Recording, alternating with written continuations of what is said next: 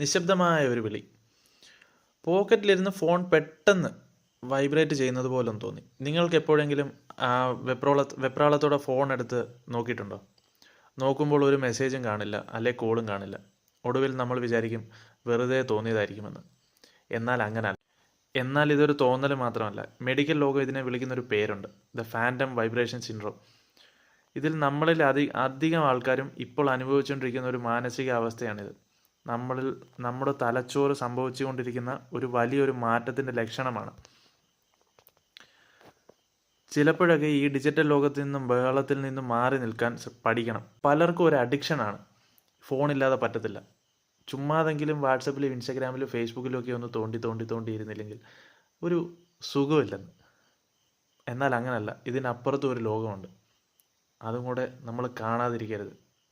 ഇതൊക്കെ ഇടയ്ക്കൊക്കെ ഒന്ന് മാറ്റി വെക്കുന്നത് നല്ലതാണ്.